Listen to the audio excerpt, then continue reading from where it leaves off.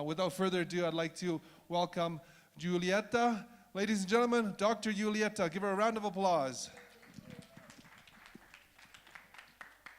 For the ones that don't know me, I am Julieta Bonvin, Sallago, originally from Argentina. And since 2019, I have been living in the US, working in Connecticut Children's and the University of Connecticut. And part of my responsibilities is coordinate clinical trials. So the GSD asked me to talk about adult management in GSD.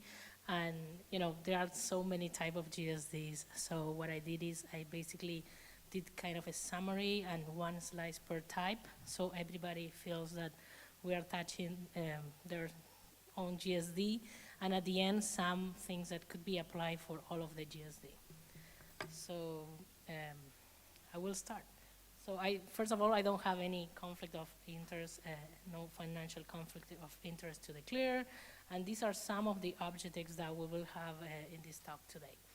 So we would like to differentiate different GSD, recognize which are the key features and the key symptoms that patient will need to follow. Also discuss how to do the surveillance of each complication and describe the adult focus of the GSD. And also highlight the role of the multidisciplinary in these conditions, since we are humans, and sometimes it's hard when we go to the health system and we are breaking down in different specialties. So it's always good to have either a PCP or a GSD doctor that could put everything together and treat us, globally. So to start, I'm going to talk about the type of GSD. As you can see in the image, you can see the pathway, and also you can see the different types. So I don't know if there is any young patient here, but I will take this opportunity also to invite you for tomorrow. We will do a trivia, and some of the information that are in my slides will be questions for the trivia. So if you are between 12 and 20 years old, it's good for you if you can do a screenshot or take picture of this. So going back to the talk. So regarding the type of GSD, there are three different mechanisms or deficits in these diseases, and it could be glycogenesis, glycogenolysis, or glycolysis. So these three processes could be impact in different type of GSDs, and the diagnostic is based on the phenotype, so how the patient looks like, which are the symptoms, different biomarkers, and also the different enzyme activities that could be checked in different ways, and also the genetics. Nowadays most of patients have genetic tests, which is awesome, but in the past, some of these patients were diagnosed doing liver biopsies, for example.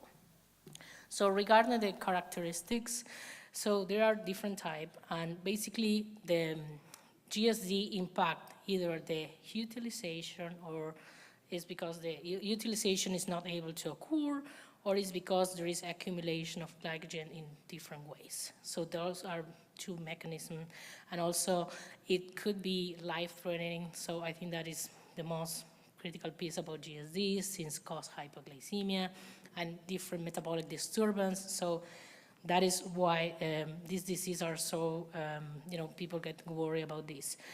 On the right, you will see like a very nice image that I took from the paper that is cited on below each slide.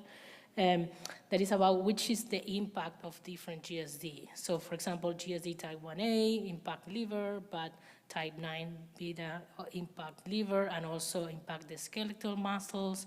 And regarding the ones that impact the heart are, for example, GSD type 3, that could be 3A, and also type 4. So regarding the management, so broadly, considering all the GSD, the management consists in monitoring the symptoms or signs of these complications in the adults. Also avoid fasting. Most of the GSD, all of the GSD need to avoid fasting, have a special diet that usually is prescribed by a dietitian that has experience in this disease.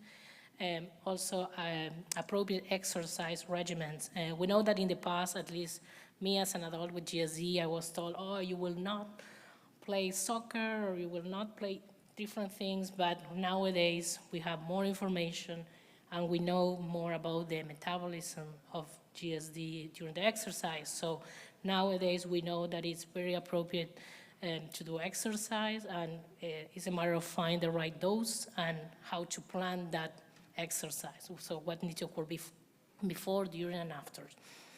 And the last piece is the emergency letters. We always need to have emergency letters with us. So it's important to carry those with us, even when we are, especially when we are traveling, you know. The next slide. So this slide is only for GSD type 1A and B. So basically for type 1A, the enzyme that is deficient in the type 1A is glucose 6-phosphatase, and for type 1B is the transporter. So the adults issues that have both diseases, type 1A and type 1B, usually consist in hypoglycemia, lactic acid, high triglycerides. It could have, the high triglyceride also could impact the liver, and the patient could develop adenomas, so it's very important to follow those. Also, the high uric acid could cause gout attacks, which are very painful, not recommended to anybody, but there are precautions that could be taken to avoid that. Also, the kidney disease is something that is very important to not also recognize, but also follow up. And today, for the ones that are today, there will be a talk about that later on. And also the osteoporosis. So regarding the management for GSD type 1A and B, basically is diet, cornstarch, monitor the glucose, especially when we are growing. The needs of cornstarch will change when we are aging, so it's important to be attentive to that. Try to have a strict monitor control, and monitor also the kidney and the livers, that are the organs that are more impact, and also follow the medication prescribed by the physicians. So, for example, if the patient has high uric acid, we'll need to take allopurinol, or if the patient has a high blood pressure because there is a kidney problem, it's important to take a lisinopril, or which ACE inhibitor that has been prescribed. So consideration for type 1B, since this type has like more risk to complications regarding infections, it's important to, you know, be attentive of the neutrophils, and also check the infections, take actions like promptly, and don't wait, you know, to take actions about that, and also monitoring the inflammatory bowel disease that could progress with aging also. And the management, like the consideration for that, will be giving medications to these patients to treat the immunological problems that basically you can prescribe the GCSF, that is also known as it's also known as filgrastim, and the empagliflozin, that is a new medication that came up like a few years ago based on a repurposed medication used for diabetes. So some of the patients with GSD type 1B has been having a better results with these drugs. And also monitor the IBD, that could be done with biomarkers in the blood, also could be checking the stool, or if is very severe, it could need a endoscopy. So regarding type 2, I know that this is a kind of a different type of GSD since it involved the lysosomes, but I know that there were some type 2 patients that are signed up for the conference, so I figured to put this slide together. So basically for the adults, the most difficult piece for them is the myopathy and the respiratory failure, and also the hypertrophic cardiomyopathy that also could affect, and it could cause also, this disease could have hypotonia and weakness. So the adult management is very complex. It requires people that is qualified to follow these patients. They have an enzyme replace treatment that is called glucosidase alpha. And in addition to that treatment, there is like regular infusions is very good for this population to keep, going to the physiotherapy, practice different exercise to make their muscle like stronger, and also have any adapted device that need, like wheelchairs or powered wheelchairs. And regarding the life in general, it's very important to have everything planned. And, I think that is applied to all the GSD. Basically, the lives with GSD need to be planned, need to be conscious, organized, and as much information we have in advance to any event or any activity that we want to do, we need to think about. And also, it's important to find, have a good diet and good nutrition, but also find emotional support, because we are not alone in this war, and it's better if we are together with people that are willing to help us. Going to type 3, also known as Cori disease or Forbes disease. In this disease, the glycogen, the brain enzyme is affected. For adults, some of the issues that the adult have are like, for example, fasting in ketogenic hypoglycemia, myopathy, cardiomyopathy, hepatomegaly, also alterated liver function tests. And these, if the disease is not in well control, it could cause fibrosis, and then progress to cirrhosis. So for this disease, the management basically is high protein diet, cornstarch, adjust the doses based on the needs of the patient, and also monitor the cardiac function with echocardiograms regularly. Sometimes it's every 6 months, sometimes it's every 1 year, and monitor in the blood, like in real time, like glucose, but also ketones. So the ketones for these patients are very important because that information will give us, that value will give us information about how the patient is arriving to the next cornstarch dose or how the patient is doing overall. Also avoid prolonged fasting is recommended for this type, and supportive therapy for muscle weakness, because as this disease progresses, and if the patient cannot achieve a good metabolic control, the weakness in the muscles could get deteriorated, and that could be a very impact to the life in general of the patient. So regarding type 4 Anderson disease, I don't know if there is someone with that disease in the room, but this is rare, is really rare, and they have different subtypes. For the hepatic subtype, it could have progressive cirrhosis and cardiomyopathy and hypotonia.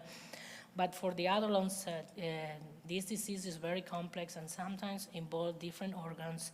As you can see in the image I put, that it could involve the brain, it could involve the heart, the muscles, the liver, and and for this disease it's very important to treat the symptoms. So it could be used with physical therapy, also following with images how the organs are going on through the lifetime.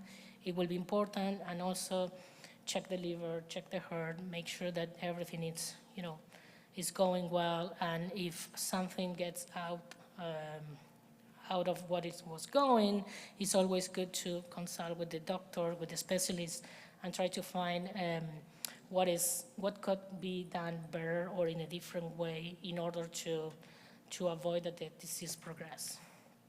Regarding type 5, I add this slide because there were some type 5 patients that subscribed to the conference.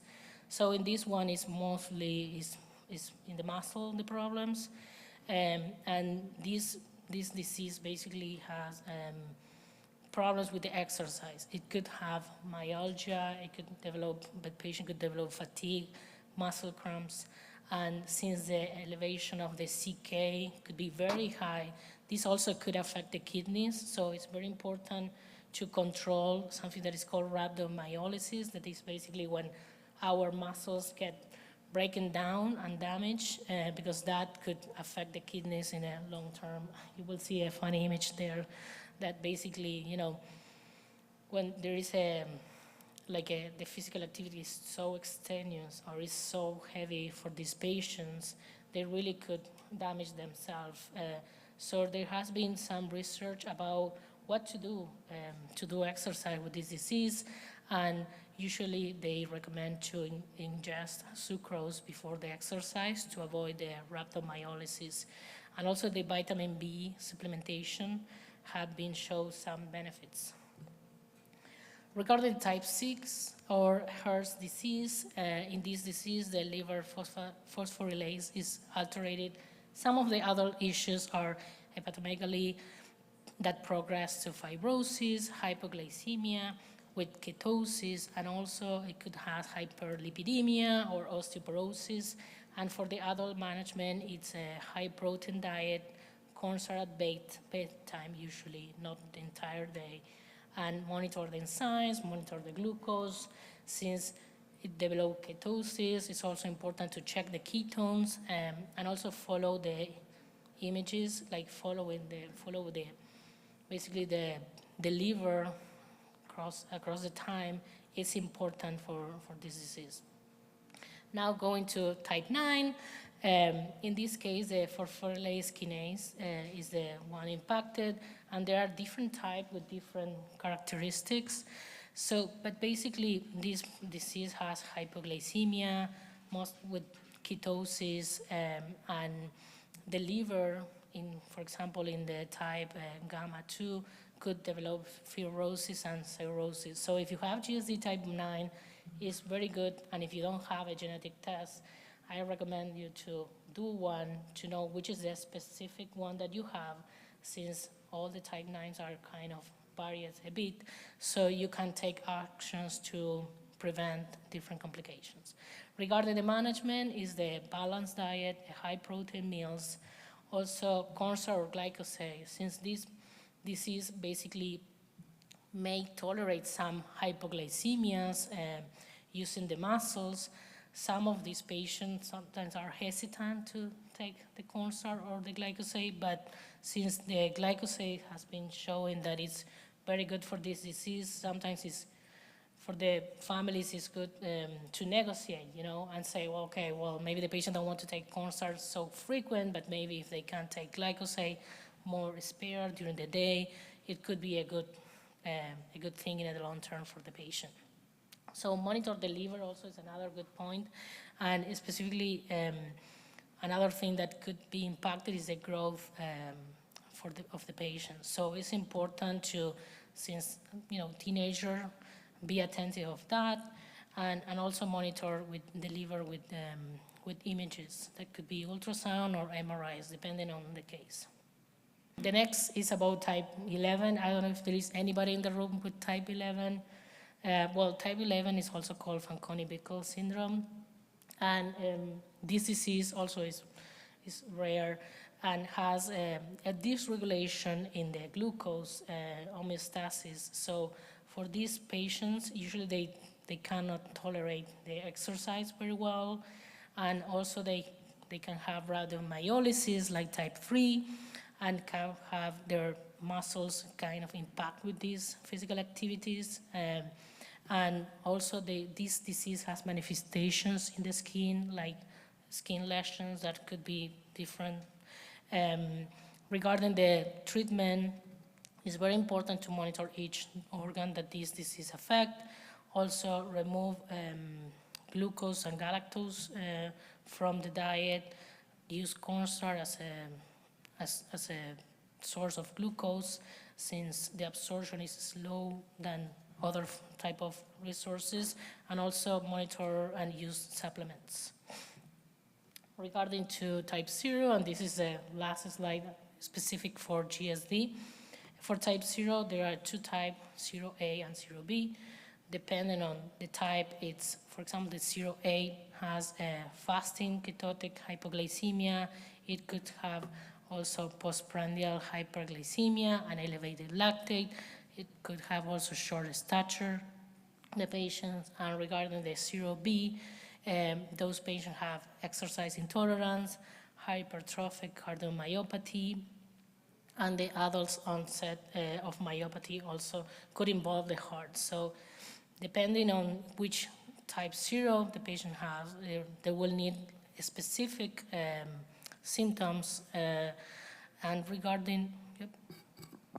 Oh, thank you. And regarding the treatment for adults specifically is basically frequent meals. They recommend to use complex carbs and also use proteins.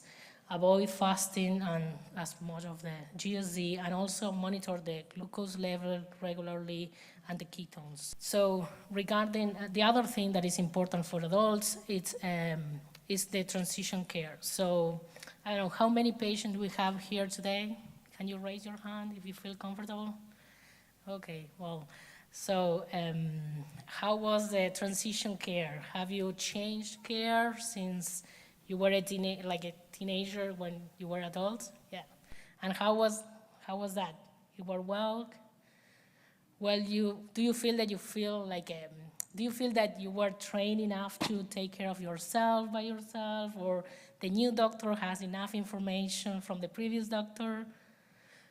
Okay, well, probably even you don't have a transition, you kind of transition from not knowing anything to know something, and to teach the doctors also, because sometimes, this is like a personal thought. Sometimes, we are not exactly what this book says. So every patient has their own experience. So it's very important for any patient with GSD to start to learn how to advocate for themselves, because at some instance maybe we will not agree with what the doctors say, but we need to give them solid information about why we think differently. So transition care is important and requires a lot of coordination, not only from the healthcare system, but also patient and family needs to start to, I don't know, for example, if the institution is a pediatric hospital and you want the pediatric hospital say, oh, after 18, I will not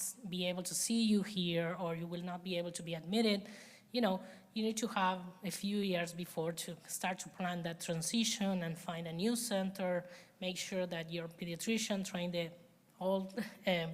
the adult doctor, and to help that transition.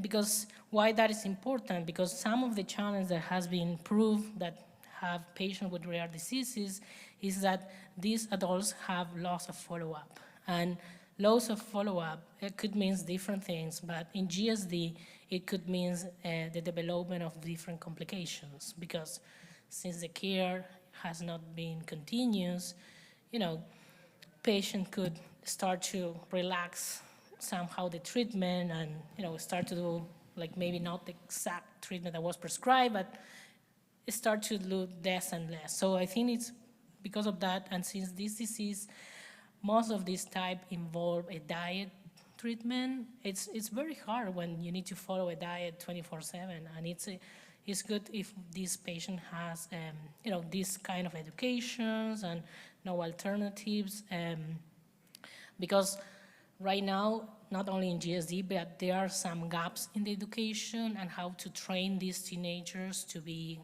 adults that can take care of themselves. And some of the solutions that have been figured out for other diseases is the transition clinics, also the structure, the transition with plans. So right now there are some rare diseases that create their own plans, and I hope we could do that at some point with GSD, kind of, for example, figure out at this age, we will start the patient to encourage them to take the consult by themselves, or to prepare the consult by themselves, or set up the bag to go out, different situations.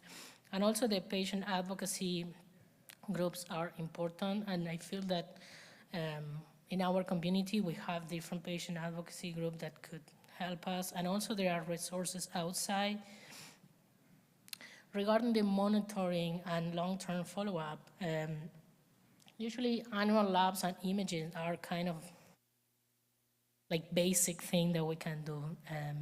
Sometimes it's required more frequently, like every 6 months, or depending the case. Or some patient with GSD type 1, type 3, for example, would need a cardiac evaluation more frequently, depending on the case and how the patient is going. But at least annual labs and imagings are needed, but everything depends on what the doctor prescribed, right? Also the monitoring, monitoring glucose, lactate, uric acid, lipids. Also check how the kidneys and how the livers are working. Bone density is very important, specifically for type 0, 1, and 3. They are the ones that have more bone impact. And this is very important because as adults, there's always risk to, fall and have a broken bone. So knowing which is the bone density will help the doctors to have a plan and maybe give other medications or vitamins or different type of exercise to improve that bone density. And the last piece is the quality of life and the psychological health. I think we don't talk too much about that, but I feel that like having a good quality of life, have the patient be able to do whatever they want to do, like of course taking all the precautions that are needed, but trying to maximize what they can do with the resources that are available. And regarding the psychological health, it could be hard, it could be hard. As someone with GSD, I always, have periods on my life that I have to go and see a psychologist or a therapist, and I feel that it's acceptable, because sometimes we don't have all the answers. Sometimes the doctors don't have all the answers of our questions, and it's good if we could be honest and find help or look for help if it's needed. So I feel that the psychological piece is important, and it's something that everybody could consider. It's not for everybody, but it's an option. And regarding the support and lifestyle, with this disease and all the restrictions there are due to the diet, basically, it's important to, have a good dietitian or know someone good like Kathy Ross here. So that will help, not only for the day-to-day, but also if you're planning to travel or to go somewhere else. It's always important to know about diet, know about the content of the food that we are intaking. The mental health support, as I mentioned before, patient communities, having a GSD is very good for us because these type of events help us to connect with others or are maybe facing the same situation than us, or they already passed the situation that we are struggling. So we don't want to invent the wheel every time we have a problem, but sometimes it's good to have the number of the person that knows how to solve the problems that we are facing or the struggling that we are having.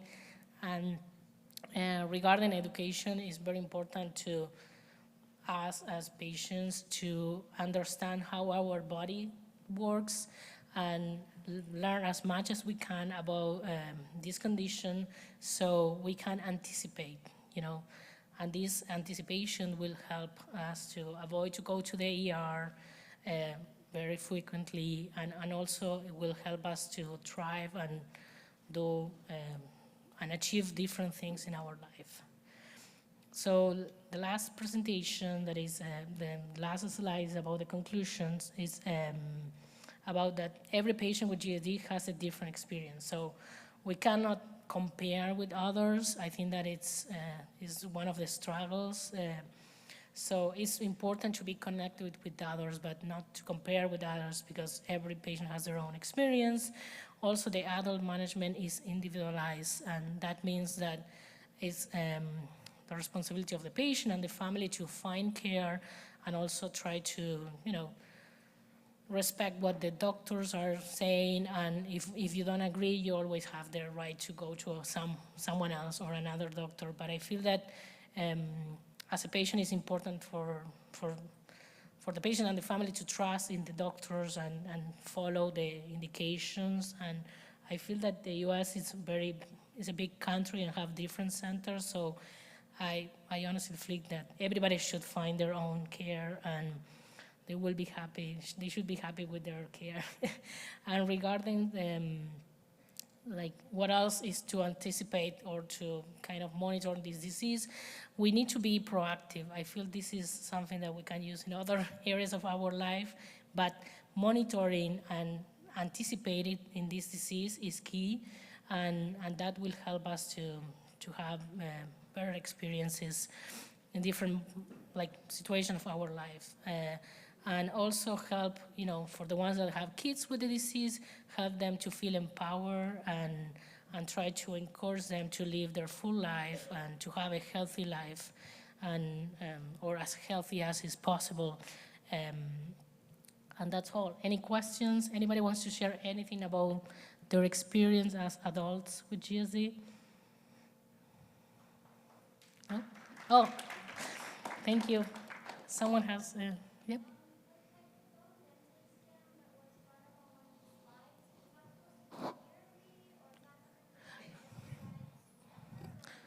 So usually depend on the type and the severity of the bone, like damage, or the bone like status. Some doctors do it yearly, and sometimes they do it every 2 years. I think the recommendation is every 2 years, but David, do you agree?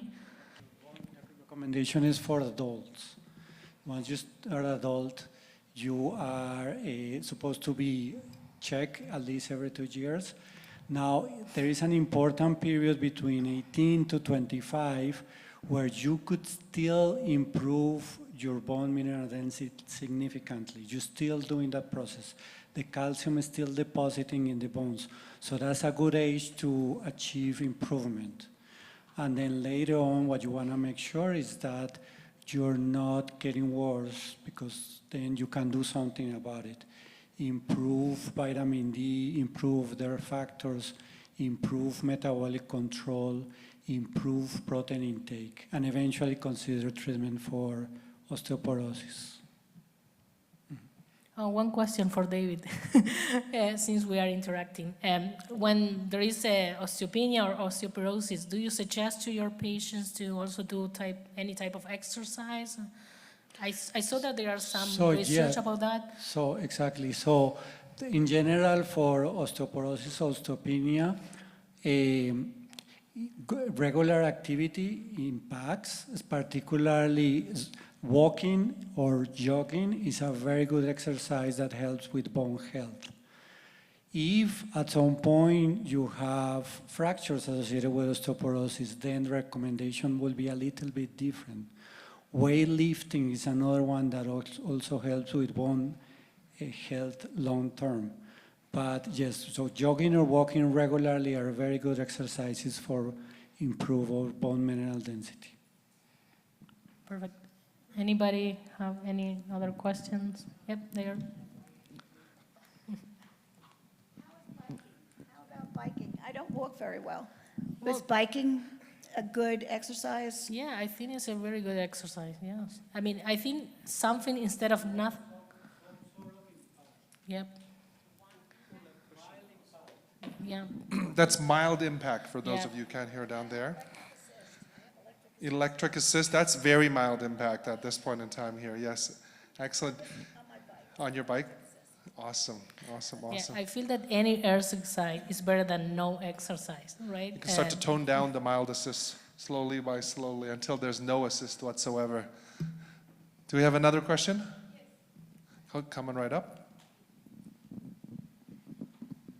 Hi, about when they start to decrease cornstarch because adulthood, what age? Oh, well, usually it's around 33, 34. They start at that moment, but there are variations, and we have here the expert, Kathy Ross, in case she wants to add anything. So basically, with aging, the metabolism is getting slower, and basically our brain uses less glucose. So basically, the glucose that we intake for cornstarch is most of it is to fuel the brain, and around that age is when it starts to decline. But there is always some recommendations about, how is the day, It's important to be very strict and check, as frequent as possible, and also consider other activities like, studying, or doing exercise. But Kathy, do you want to add anything to this? Yes. Usually around the age of, like you said, 25 to 30, we start decreasing. But the biggest piece is look at your labs. It's your labs that will also tell you if you're getting overtreated or not. So be aware of what your numbers are. Yep. Yeah, for example, high triglycerides could mean overtreatment or undertreatment, but depending on if the person is gaining weight or not is how you will figure out, right? Right. Thank you, Kathy. Thank you Thank for you, the Kathy. question. I saw a hand down there. Okay.